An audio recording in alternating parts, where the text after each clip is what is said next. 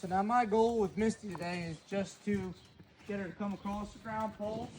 I'm getting her back into shape after having 5 weeks off. I'm allowing her to kind of do what she wants to do. I am adding a little bit of pressure so that she goes into a circle.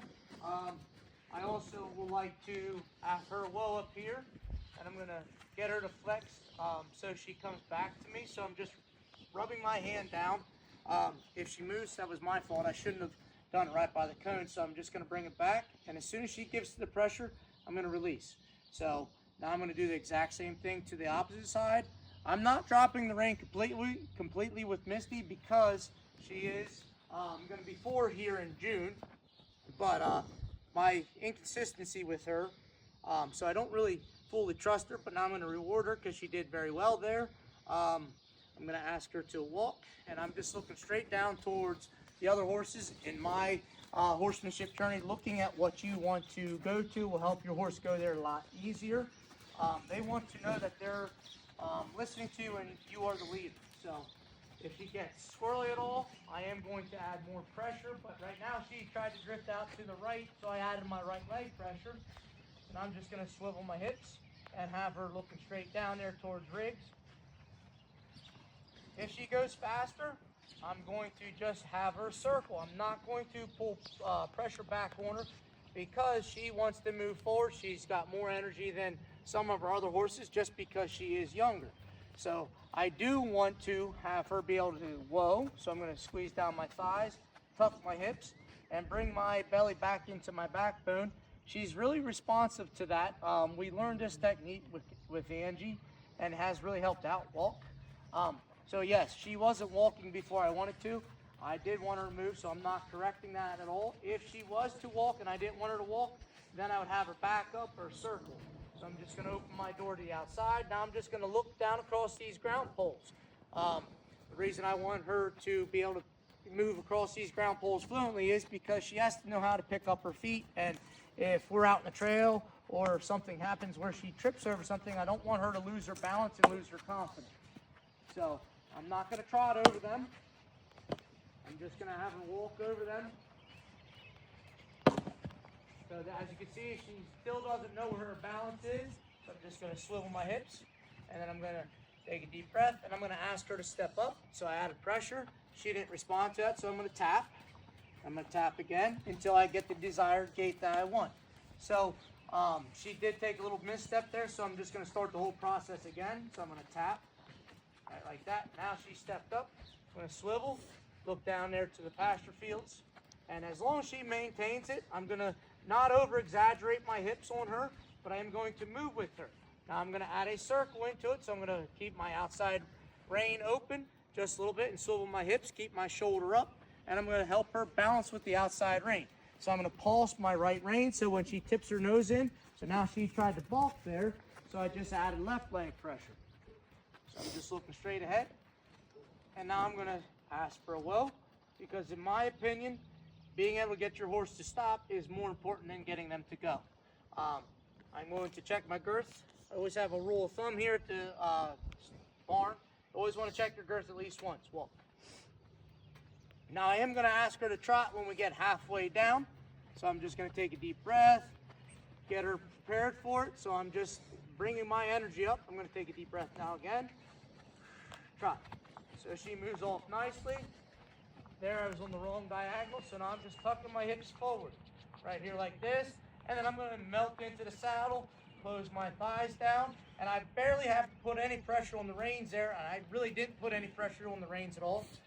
So I'm going to ask for it again when we get up here to the water bottle. Not this one, but the next one. So I'm going to take a deep breath, prepare her, squeezing, take another deep breath, and ask her to trot. So right there, she responded well.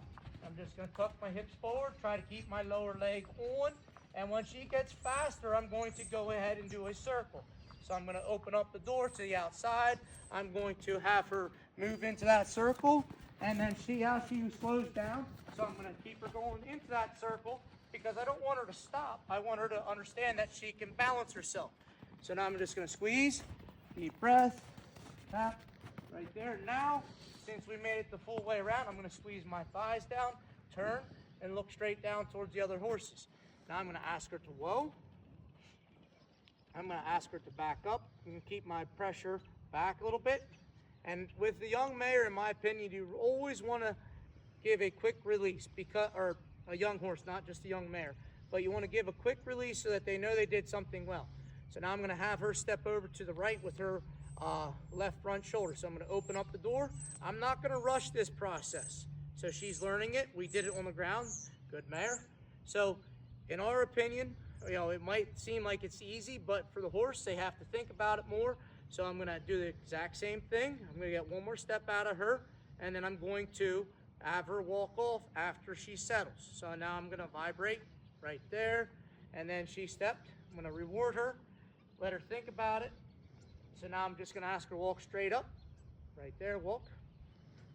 And if we step over the ground pole, perfect. If not, then so now she's scooted away from it, so I'm going to add pressure because I don't want her to think that she can't walk in a straight line. So right there, walk in a straight line.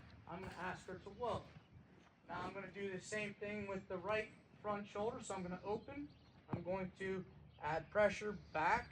So there I'm going to release that pressure.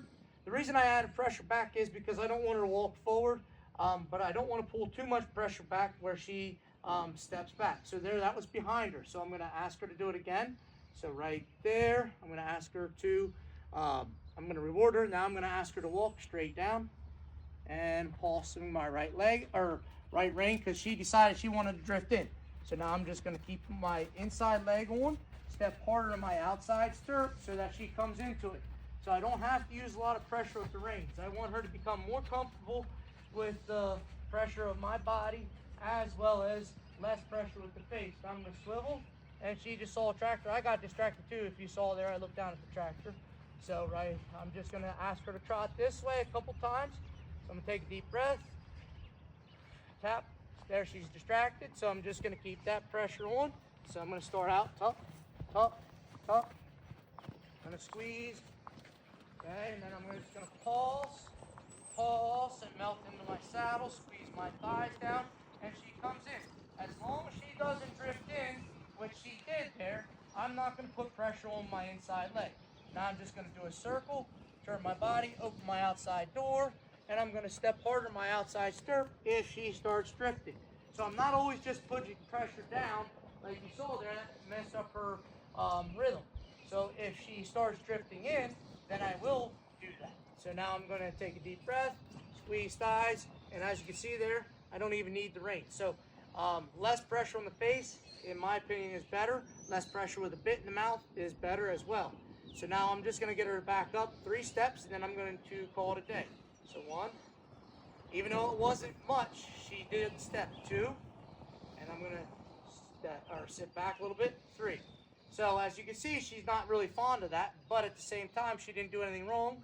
She protests a little bit. I'm going to ask her to walk, and then I'm going to be done. So I'll stop when we get up here to the platform.